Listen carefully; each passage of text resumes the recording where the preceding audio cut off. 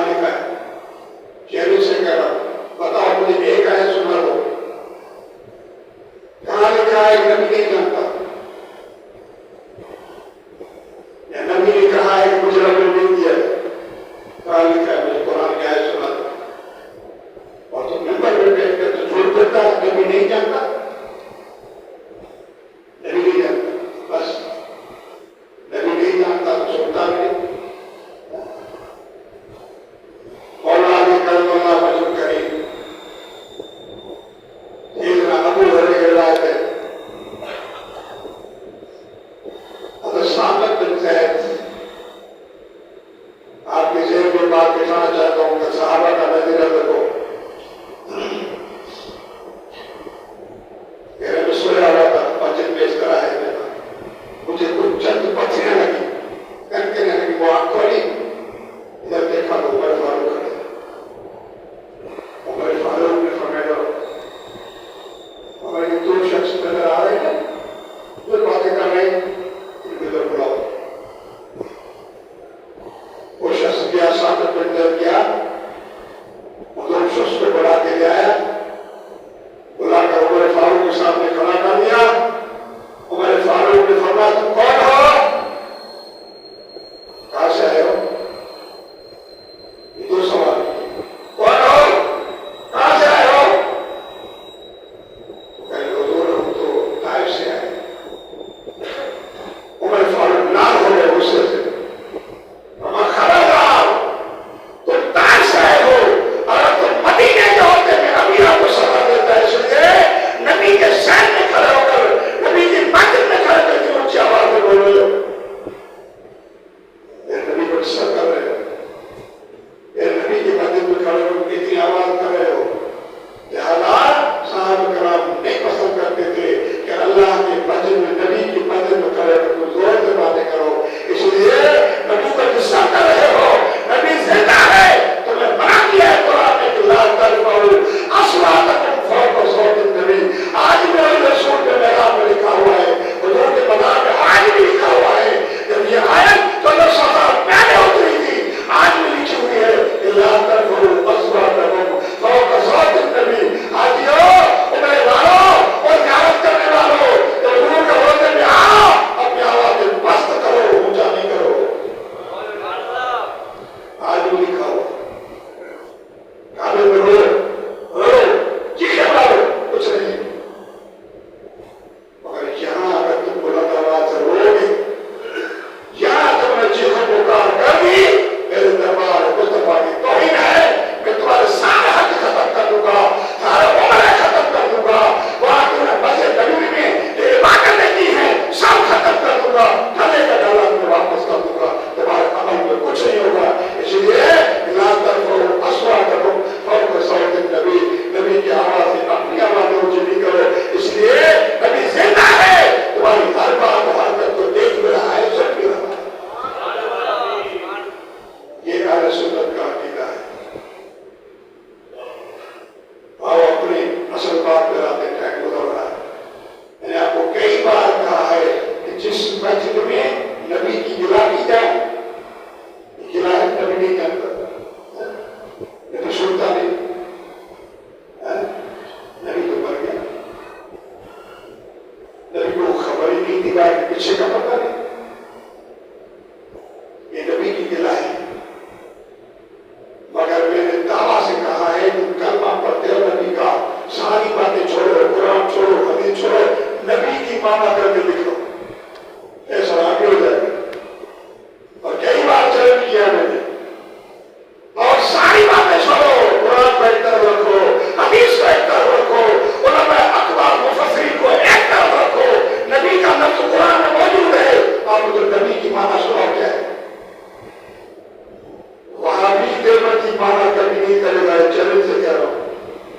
اور ترجمے پڑے ہوئے اشرف ثانی کا ترجمہ اٹھاؤ، عبد القادر کا ترجمہ اٹھاؤ، رفیع الدین کا ترجمہ اٹھاؤ، سارے بہادر کا ترجمہ اٹھاؤ، دیوبندیوں کا ترجمہ اٹھاؤ، مگر آپ کو نبی کی مانا نہیں ملے گی۔ اگر نبی کی مانا ملے گی تو رب اہل سنت سے ملے گی۔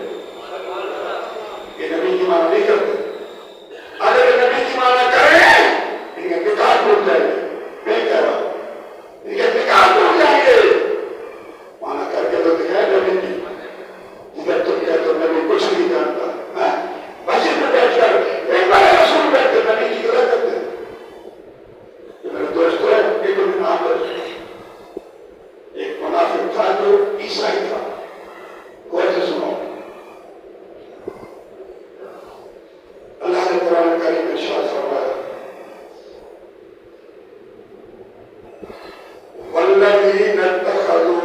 مسجدا ضرارا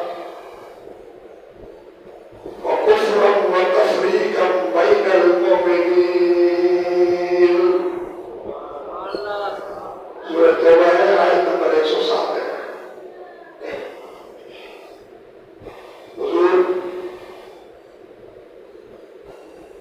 تبوک میں تشریف لے جا رہے تھے. منافقوں نے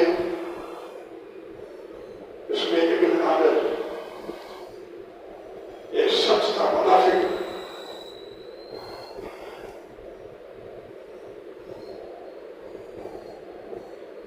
مسجد قباء کے تھوڑے فاصلے پر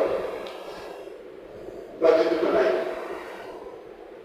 مسجد قباء پہلی مسجد ہے اسلام کی، پہلی مسجد. نبی بعد میں ان کے تھوڑے فاصلے پر اس ابن عامر نے مسجد بنائی. یہ تھا عیسائی، مگر کیا ان کا راہب تھا، بڑا پادری تھا، بہت تھا، توریت انجیل کا علم رکھتا تھا، بڑا قابل آدمی تھا. تو حضور کے پاس آیا اور یا محمد صلی اللہ علیہ وسلم کون سا دین لائے ہو؟ حضور سے کہہ رہے کون سا دین لائے ہو؟ فرمایا میں تو دین حنفی لائے ہوں، ابراہیم کا مذہب ہے.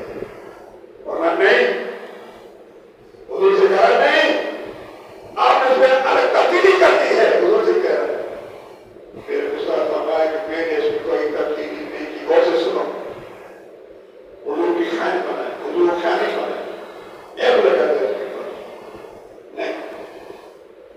میں بھی تو ابراہیم رکھتا ہوں، وہ کہنے لگا میں بھی تو ابراہیم مذہب رکھتا ہوں. اور ہمارا تو جھوٹ بولا ہے. حضور بولا جھوٹ بولا ہے.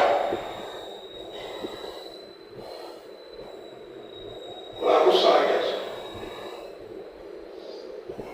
ہر وقت حضور کے ساتھ اٹھتے بیٹھتے منافق تھا، بظاہر مسلمان اندر منافق، اٹھتا بیٹھتا کچہری سنتا باتیں. حضور نے سچ کہا، ہٹ گیا. تو حضور سے جنگتا تھا، تیری ہر جنگ میں حضور سے لڑتا تھا. اتنا حامی تھا، ہر جنگ میں لڑتا تھا. جب جنگ حوازن ہوئی، حوازن بھی ہرایا، شام بھاگ گیا اور ہلکل روم سے جا کر ملا. ان سے جا کر رسائی تھا، ان سے جا کر ایکسپریس کر دی اور پھر اس نے وہاں رہائش کر دی. وہاں سے پیغام بھیجا مکے والوں کو، مکے والوں کو کہ مسجد قباء میں ایک برابر میں مسجد بنا دو، ہم یہاں مسجد میں جا کر حضور کو شہید کر دیں. ایک پلان بنایا. مسجد تیار ہو گئی. حضور غزوہ تبوک کو جب جا رہے تھے اور سب منافق کرتے ہو حضور ہماری مسجد تشریف لے جائیں، دعا خیر فرمائے، آج برکت دے. حضور فرمایا انشاءاللہ اللہ نے چاہا واپسی کا کے ساتھ. حضور واپس ہوئے، مسجد تیار ہو گئی.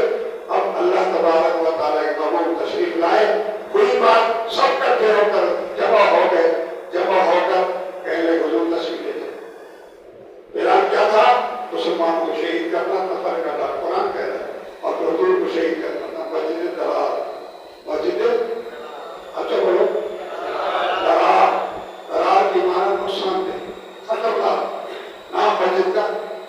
اس لیے لوگ رکھتے امام اعظم نام رکھتے ہیں، اور امام اعظم کے نام سے لوگ بھول جاتے ہیں. اور امام اعظم کا نام رکھا اور پھر کہتے ہیں سنی ہے، ادھر بھی مسلمان بھول جاتا ہے. ارے سنی ہو تو یا رسول اللہ والے ہو یا رسول کے منکر ہو، یہاں پر پڑے گا. یہ پہچان ہے. یا رسول اللہ والا سنی ہے یا اس کو منکر سنی ہے. ادھر پہچان کرو. نام پہ نہیں جاؤ، داڑھی شکل رسول پہ نہیں جاؤ، لمبی لمبی چھوٹی سلوار پہ نہیں جاؤ. اندر ہی منافق پڑے ہوئے کہ نبی کچھ نہیں جانتا. اور اللہ قرآن میں فرما رہا ہے کہ والذین اتخذوا مسجدا ضرارا. ان لوگوں نے مسجد تعمیر فرمائی. اور کون تھا؟ آدم. جب مسجد تیار ہو گئی حضور کو فرمایا چلے حضور. وکفرا وتفریقا بین المؤمنین. اللہ کفر تو تھا، منافق نہیں تھے، منافق تھے. کفر بڑا ہوا حضور کا، سچ بڑا ہوا، سچ کا بڑا. اور مسلمان کو تفریق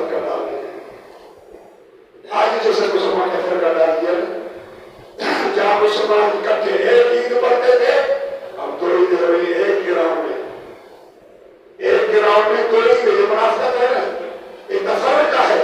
اور یہی بات قرآن کہہ رہا ہے مسجد کے اندر، وہ بھی مسجد کے اندر، اور قرآن فرما رہا ہے کہ مسجد میں یہ اس کو آگ لگا دو.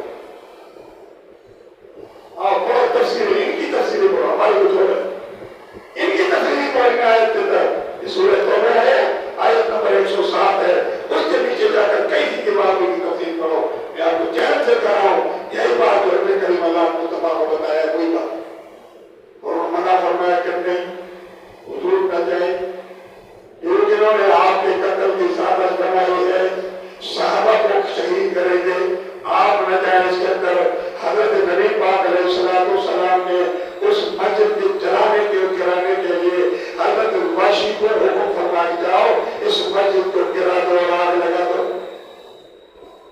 مسجد کو احترام کی جگہ ہے، جیسے تو شروع میں کہہ دیا کہ مسجد کیا ہوتی ہے، مسجد کا احترام کیا ہوتا ہے.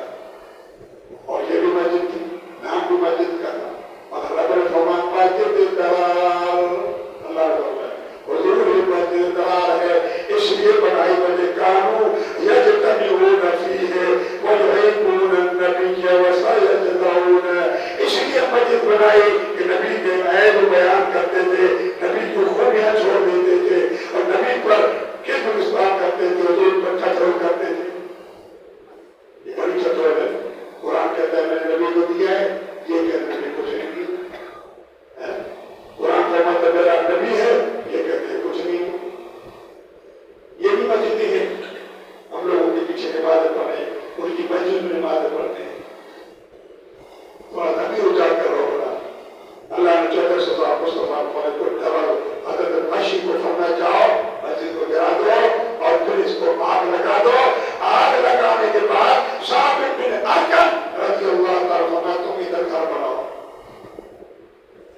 وہ گھر بنایا، 11-12 سال تک رہا. ان کے مولا نہیں ہو رہے، یعنی اس جگہ میں اتنی بڑی برائی تھی، اس جگہ چھوڑی، سب کچھ ہو گیا. تو میرے دوستوں، حضور علیہ السلام کو جب دعوت دی تو نبی پاک علیہ السلام نے فرمایا تم اب بھی عامر راہب نہیں اندر منافق. حضور نے فرمایا وسماه قبول عامر المنافق وكان الراهب وكما مات كافر. راہب کی جگہ پر حضور نے منافق لگا دیا. وہ راہب نہیں ہے، راہب تو دینداری سناتا ہے اور بھائیوں میں اتفاق پیدا کرتا ہے، استاد اور شاگرد میں تمیز پیدا کر دیتا ہے، ماں اور بیٹے میں تمیز پیدا کر دیتا ہے.